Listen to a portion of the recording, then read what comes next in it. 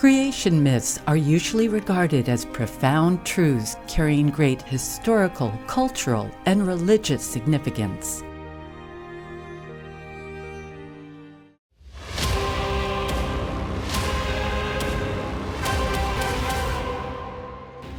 The Enuma Elish is the world's oldest known creation story, passed down through the oral tradition for countless generations until it was finally written down in ancient Sumer. In it, an assembly of young gods commit patricide, beginning a series of conflicts between the powerful elder creator beings and their offspring, vying to establish dominance over the heavens, one another, and the earth. A critical historical document, the Enuma Elish describes what ancient people of Mesopotamia learned about this extraterrestrial civilization which was visiting the earth at the dawn of human development, and how these beings competed against one another for dominance. The Enuma Elish strikingly depicts the creator gods as genetically upgrading primitive hominids for a range of reasons, the most infamous of which was to exploit them as intelligent workers.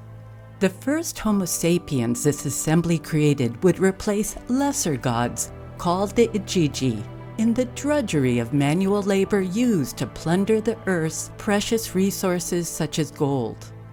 The Sumerian account of the creation of humans by extraterrestrials who decided the fate of their own genetic experiments is mirrored in ancient texts from around the world. From a modern perspective, is the Enuma Elish telling the history of one advanced extraterrestrial group being overthrown by a newly arriving extraterrestrial group who assume control? And is this same scenario repeated in the various creation stories passed down around the world in which other visiting extraterrestrial civilizations are replaced or defeated by new arrivals?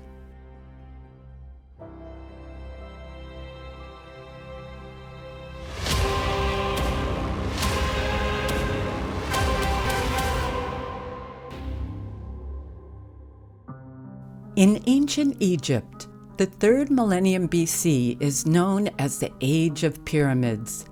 During this Old Kingdom period, the pyramid texts were written down, telling of a succession of creator gods who had come to rule over primitive humans and genetically upgrade them to create hybrids. These hybrids become the new ruling class of ancient Egypt. After millennia of genetic interbreeding, the upgraded humans are granted self-rule through leaders whose genetic bloodlines are directly connected to the creator gods. This is the origin of the ancient doctrine of the divine right of kings.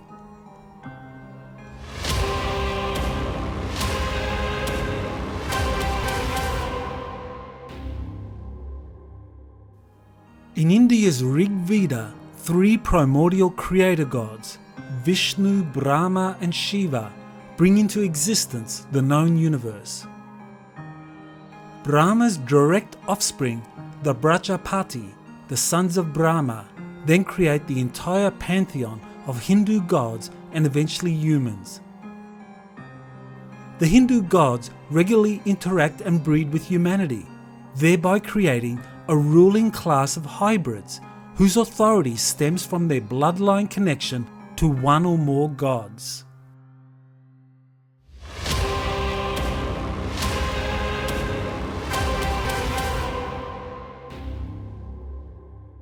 The Mayan Populva, translated to mean the Council Book, describes a succession of creator gods forming the universe, the earth, and eventually humans.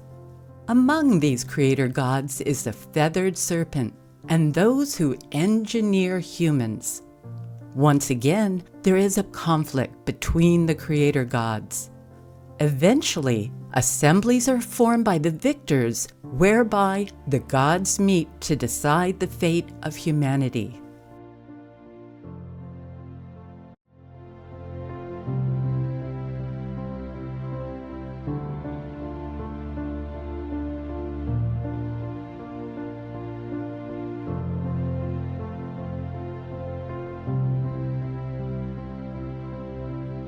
Also, once again, the gods create human hybrids who become the ruling elite of Mayan civilization.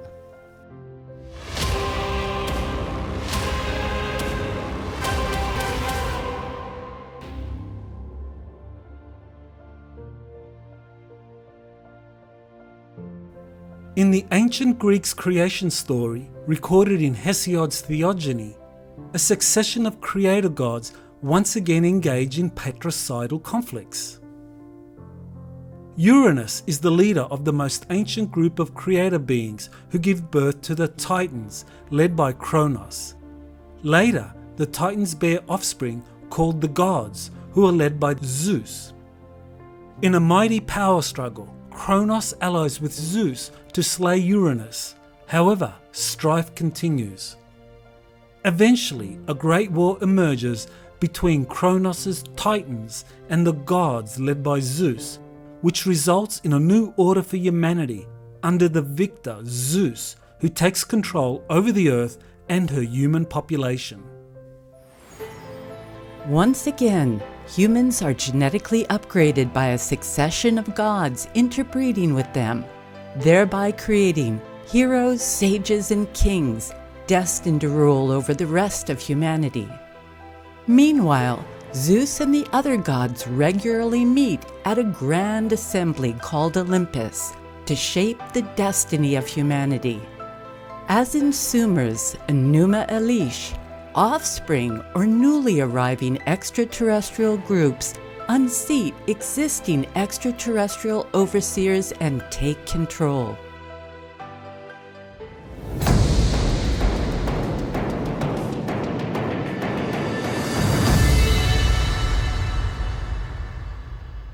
In these and other creation stories from around the world, the gods are depicted as fighting among themselves and forming political assemblies to resolve their differences.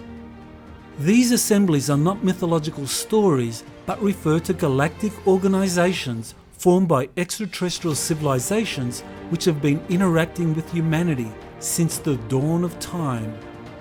According to modern sources, there have been 24 different extraterrestrial civilizations involved in seeding humanity, who formed an intergalactic confederation to coordinate their activities. This assembly is similar to the one described in the Enuma Elish. These seeder groups have subordinate extraterrestrial races working with them who compete against each other and sometimes engage in armed conflict.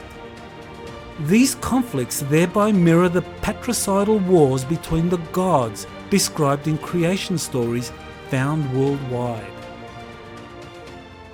The multiple genetic experiments on humanity stretch back 500,000 years into the past and have led to cycles of birth and destruction for civilizations all over the Earth. The last major destruction occurred approximately 12,000 years ago due to humanity's rapid technological advancement. According to the Sumerian texts, the Homo sapiens that emerged out of the genetic experiments evolved rapidly and began using advanced technologies to the consternation of some of the creator gods.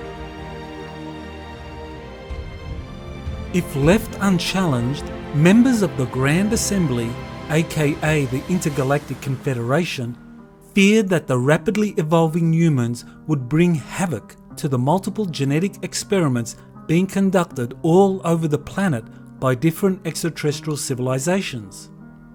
This is where Plato's legend of Atlantis takes on great significance. It describes the Atlanteans as technologically evolved and embarking on global imperial conquest around 9700 BC. While Plato described the ancient Greeks as fending off the aggressive Atlantean attacks at a high cost, other civilizations did not fare as well. Multiple sources using hypnotic regression into past life memories or accessing the AKASHIC records reveal that Atlantis had attacked and destroyed several civilizations using atomic weapons.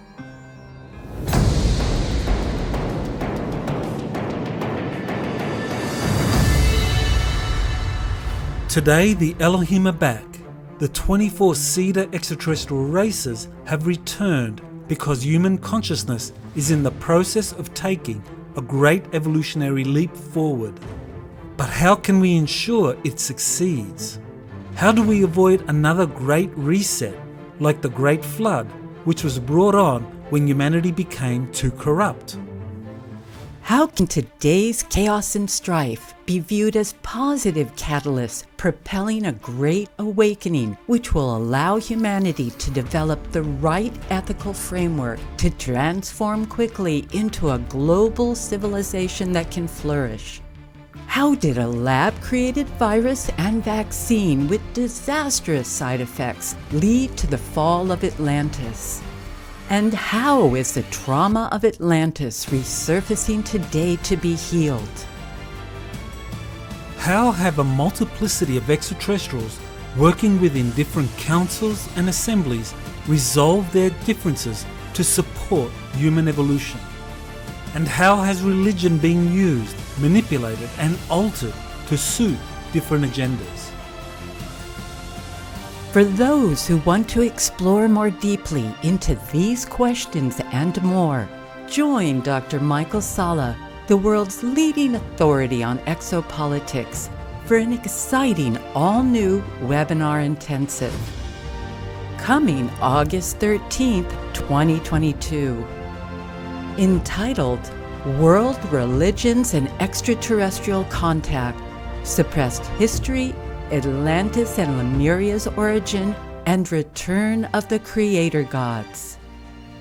Don't wait, register today.